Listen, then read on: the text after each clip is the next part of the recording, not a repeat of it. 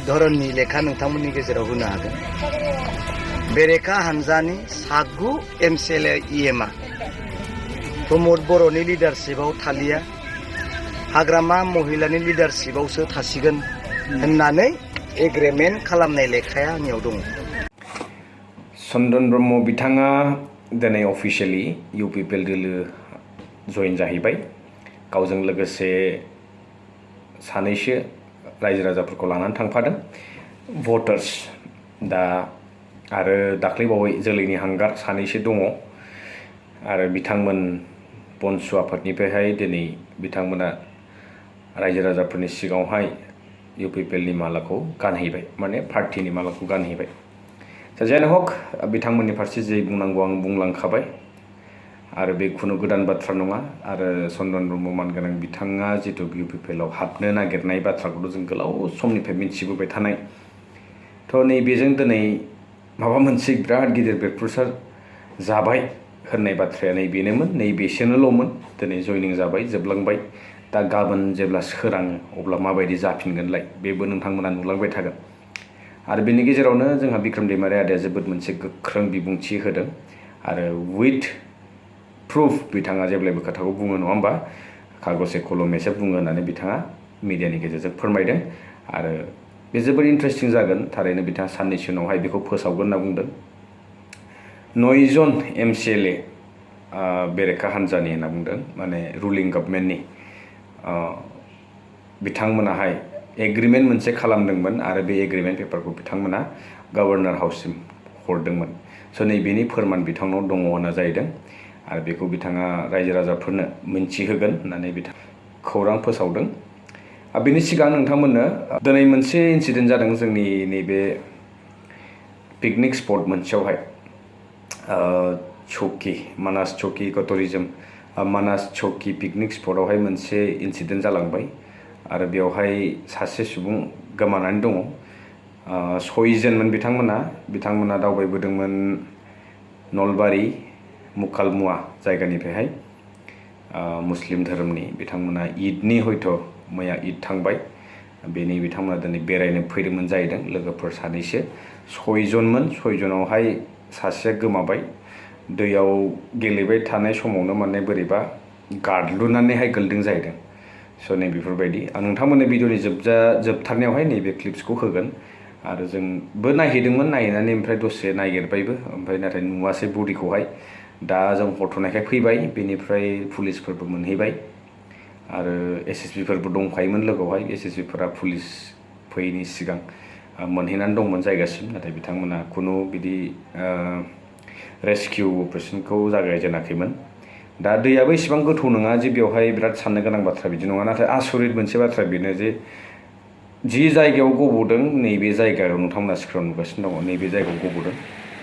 थ' एसेबांबो गोथौ नङा बेवहाय गोबां मानसिफोरा बिदिनो दुगैहैबाय थायो बेरायहैबाय थायो आरो बेवहाय बोरै गब'थावना आसरित दैयालाय गोथौआ गोथौ खिन्थु दै दिमोल स' बेबायदि बबेबा हाब्रुफ्राव नांथानाय बिदि खुनु माने चान्सआनो गैया खिन्थु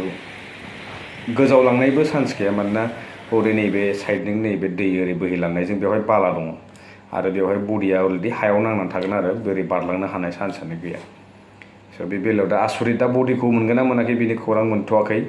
दाथ' अलरेडि खैथा जाखो टाइमा 9:30 जाबाय 8:30 जाबाय दा गाबोन फुङावहाय खौरां मोनसिगोन आरो मोनोब्ला नोंथांमोननो खोन्थागोन नैबे स्क्रिनाव होनाय मानसिया बिथाङा नैबेनोमोन गोमानाया दा थैदोंना थैयाखै थैनायाथ' थैखाबाय अबभियासलि बे जि दैयाव गब'दों माने गोबाव समसै बेयाव गोबां मानसिफ्रानो जमा जाना दंखायोमोन जों मोनहैबा अलरेडि 2.5 आवार्स जाबायमोन बा 3 आवार्सआनो जाबायमोन अलमस्ट स' बे समहालागैथ' बे थांनायनि खुनु चान्सआनो गैखाया खिन्थु बडिखौ मोनाखै बे आसरित बाथ्रा दैयाबो बेबायदि गैया दै ज्रि ज्रि बोहैनायसो बेनिफ्राय दा बे दै देरनायनि सिजनबो नंखाया फाग्ला दैया जिथु दैमा बेवहाय बोसोरै माने बेबायदि मोनसे नङा मोनसे इन्सिडेन्ट जालांगासिनो दं नैबे पिकनिक स्पटआवहाय आरो रायजो राजाफोराबो जाय पिकनिक जानो फैयो दैयावहाय सानस्रिनो रोङाबा दा हाबखा दैखौ दिमोल नुनानैहाय सानस्रिनो रोङाबा बिदिनो गबयो आरो बिदिनो खिन्थु दैया जिथु सायाव जाखांबोनांगौमोन गोथैया माने सायाव जाखांबोआखै आरोना गोबाव सम जाबाय जियानो हक नोंथांमोना नैबे लास्टावहाय होलांगासिनो दङ दा चन्दन ब्रह्म बिथाङा जिहेतु दिनै अफिसियेलि जइन जाहैबाय बिथां बुंनाय लेखायैनो 12 थारिखै जइन जागोन होननानै बुंदोंमोन थांबाय जइन जाहैबाय जोब्बाय नङा होमबा दा बेनि फारसे जोङो मा बुंबावनो दा आरो बेजों लोगोसे बनसु आफादनि सानैसो मावथि बिथांमोनाहाय रेजिगनेसन होखांनायनि उनाव बनसुनिफ्राय पलिटिकेल पार्टियाव जइन जाहैबाय स' बेस्ट उइसेस थाबाय बिथांमोननिसिम अलरेडि आं फोरमायखाबाय नङा होमबा आरो बेखौ लानानै दा भटार्सफोरा गोबां कनफिउसन जालायगोनलाय जइनिं जाबाय जोब्बाय दा बे गाबोन सोरांबासो दा माबायदि रिपर्ट फैबावो बेखौबो नायनो गोनां आरो मानसिफोरनि रेसपन्सा मा गोबां निउस फैगासिनो दङ बायदिसिना निउस आरो गासैखौबो सावरायनांगौनि गोनांथि गैया माने दा बिसायख'थिनि सम दा जइनिं जानायाथ' नै ओरैबा ओरै जालायगासिनो दं मोनफ्रोमबो पार्टियावहाय दा मेन जोङो साननो गोनां बाथ्रा नैबेसो दरं उदालगुरियावहाय जायखि जियानो जाया मानो जोङो बोरैहायथो गावनि हारिनि सासे नाफामखौ नेवसिगारनानैहाय जोङो गुबुननो बोरै भट होनो बेबो मोनसे खोथा आरो जोंहा माहारियारि आफादाबो खावलायदों जाहैबाय जे NDA एलायन्स गभर्नमेन्टनो जोङो भटखौ थुनांगौ होननानै नाथाय बियो हारिनि फारसे जोबोद मोनसे नेवसिगारनाय हारिनि फारसे दरं उदालगुरिनि खेत्रआवहाय जोङो खुनु बेबायदि माने NDAनो भट होनांगौ होननानै जोङो नुहुराखै जिहेतु जोंनिनो सासे नायलु जालु सासेब्लाबो अपेन सिटब्लाबो बेयाव दङ जोंनि जिहेतु जिमान हायो जों बेखिनिखौ जोङो नाजानांगोन आरो बबेबा मोनसे सिटखौथ' जों आवग्रिना लानो हानांगोन क'क्राझारावथ' गोबां बिदिनो जोंनि गेजेरावनो दा रानखाय सिखाय जासिगोन भटफोरा स' बेवहाय बोरै जागोन बेखौ दा फैबाय थानाय समफोरावसो मोनथिसिगोन आरो जियानो हक जइनिं जानाया खिन्थु जरदार भाबै मोनफ्रोमबो दोलोआव जोङो नुगासिनो दङ बे न' डाउट आरो बेनि एक्चुवेल प्रेडिक्टखौथ' जों दा खालामनो हानाय नङा बिसायख'थिनि उनावसो बेनि रिजाल्ट फैबासो जों मिथिसिगोन एक्चुवेलि बबेथिंहाय अजना बांसिन जाना दंमोन दा ओरैनो जोङो नायनायावथ' जों नुखागोन ओरैबा ओरै जइनिं जानायखौथ' जों मोनफ्रोमबो माने पार्टिनिफ्राय नुगासिनो दङ बेबायदि सोरबा दैदेनगिरि थांदों सोरबा दैदेनगिरिया ओरै फैदों सोरबा ओरै थांदों बेबायदि जागासिनो दङ दा जा मानगोनां बिक्रमदैमारि आदा जिथु बुंनाय 9 जन MCLA एग्रिमेन्ट खालामनाय रुलिं गभर्नमेन्टजों थाला बिथांमोननि सरकार सालायनायखौ जोङो मोजां मोनासै बा बायदिसिना माने बिथांमोना दा एग्रिमेन्ट माबायदि एग्रिमेन्ट खालामदोंमोन आरो थारैनो बेबायदि स्रोदै गभर्नरनो बिदि मोनसे एग्रिमेन्ट कपि बिथांमोना हरदोंमोन दा बेनि सोर थांदोंमोन बेनि माबाखौहाय जोंहा बिक्रमदैमारि आदाया साननै सानथामसो उनाव फोसावगोन होनना बुंदों रायजो राजाफोरनो मोनथिहोगोन स' जोंबो नेनानै थाबाय बिथाङा नैबेखौ माला फोसावो आरो जोंबो मिथिनो लुबैयो थारैनो बेबायदि जामारदों नामा आरो बेबायदि जायोबा चान्सेस दङ जे गभर्नमेन्टआ चेन्ज जानोबो हानाय नाथाय चेन्ज जाब्लाबो दा बर्थमान जितु नेक्स्ट काउन्सिल इलेक्सना नैबेनि उनावनो जाखासिगोनखा नाथाय मोनसे पजिटिभ आउटकाम लाबोगोन BPF पार्टिनि थाखाय स' रायजो राजा नोंथांमोन नैबे भिडिअ'आव नोंथांमोननो जितु आं होनदोंमोन जोबथारनायाव होलांगोन होननाया नैबेनो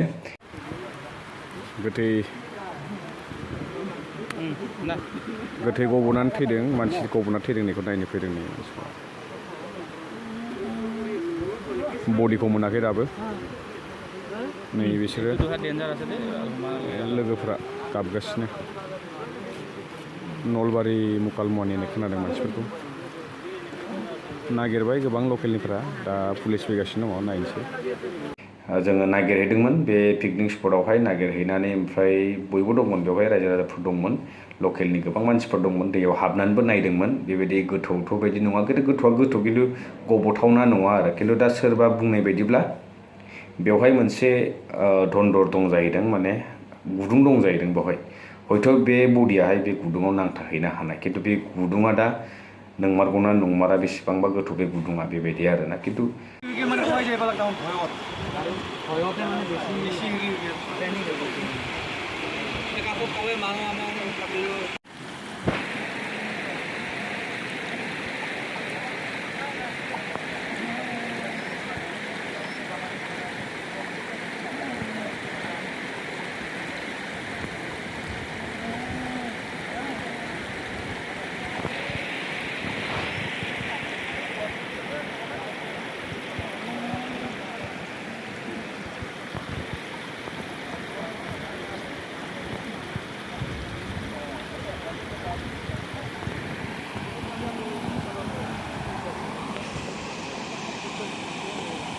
बेबायदि गोथौ गुदुंबो गैया बेवहाय माने दा दैलां सफैबानो देन दैया जोबोद गोथौ जायो बे खन्दआवहाय खिन्थु दा नैबे समावहाय दै गैथ'आ आरो दैया फाला सोलिगासिनो दङ साइड फारसेथिंबो लाङो आरो ओरैबो लाङो थेवबो बेवहाय दैया खम जानानै दङ आरो दैया फर्स गैया माने ओरै दिमोल बोहैबाय थानाय ज्रि ज्रि बोहैबाय थानाय दै स' बेवहाय बोरैहाय गब'नानै थैखो आरो साथामसोआ लोंनायबोमोन खिन्थु जायबा गब'दों बिथाङा लोङाखै जाहैदों आरो बेबायदि नलबारि मुकालमुवानि जाहैदों नामखौ आं कालेक्ट खालामनो हासै आरो बिथांमोननि न'खरनिफ्रायबो फैदों दानि सानैसो दा पुलिसफोरनि आखायावसै बियो पुलिसफोरनो गथायनानै होबाय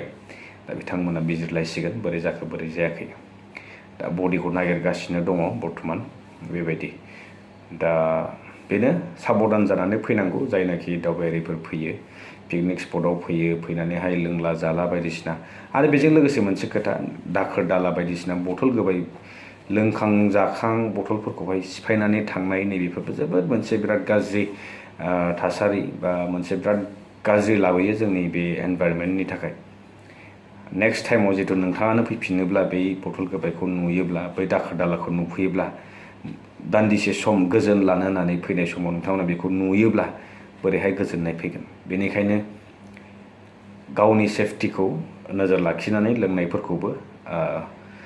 लोंखां जाखां दैमा सेरावहाय हायाब्ला लोंनायनि जसजोंहाय नाजानाङा नङाबा बेबायदि खहा जायो आरो गोबां बिदिनो उन्दै उन्दै सेंग्रा सिख्ला लाइमोनफोराबो बिदिनो दैमाया बिदिनो फैयो दा बिमा बिफाफोरा एवेयारनेस बेनि फारसे खौरां दंना गैया मोनथिया खिन्थु बिदि फैयो दा बिथांमोना एक्चुअलि स्टुडेन्टब्ला बिथांमोना माने मालाबा समाव ओरैबायदि स्कुल थाबाबो कलेज थाबाबो बिथांमोना फैयो बिदिनो हाग्रायाव गोबाव गोबाव सम थाहैयो मा खालामनो फैयो मानो फैयो बेखौ मिथिया खिन्थु बे मोनसे बिराद गाज्रि परिस्थिति जानानै दङ बर्थमान बेखौ दा इलेक्सननि बारहावा बारफुनायाव दा बेफोरखौ सोर खबर लाहैगोन खिन्थु बे लकेल एरियानि थाखाय मोनसे बिराद गाज्रि मोनसे थासारि बियो बेखौ नुनानै गोबाङानो बायदिसिना इनफ्लुयेन्स जायो बेनिखायनो हाजासे बिमा बिफाफोराबो नैबेनि फारसे बहा थांदों बहा थाङाखै एसे खबर लायोब्ला खौरांफोर लायोब्ला गाहाम जागौ आरो बिदिनो माब्लाबाफोर इनसिडेन्ट जाबाय बायोब्ला हरखाबै एक्सिडेन्ट होननाय जिनिसानो बेबायदि हरखाबै जाना होयो स' माब्ला मा जागोन बेखौ रावबो खुनु प्रेडिक्ट खालामनो हाया स' बारा गोबाव बुंनो दंबावो होननानै सानाखै आरो बांद्राय बुंलांबा बेले बेजे जालांगोन बेनिखायनो नोंथांमोना मा सानदों मानगोनां जोंहा चन्दन ब्रह्म बिथाङा अफिसियेलि जइन जाबाय आरो नेनानै थाबाय ना होमबा आंबो नेबाय नोंथांमोनाबो नेगोन अभियासलि 9 जन एमसिएलए सोरमोन बिथांमोना आरो माबायदि एग्रिमेन्टमोन बेनिफ्राय माखासे आपडेट्सफोरखौ आं दिनै होथ'ला गोबां दंबावोमोन बेखौ उननि भिडिअसफोराव सावरायसिगोन स' बिदिब्ला गुड नाइट बयखौबो आरो लोगो मोनसिगोन नेक्स्ट भिडिअ टिल देन स्टे टिउन बाय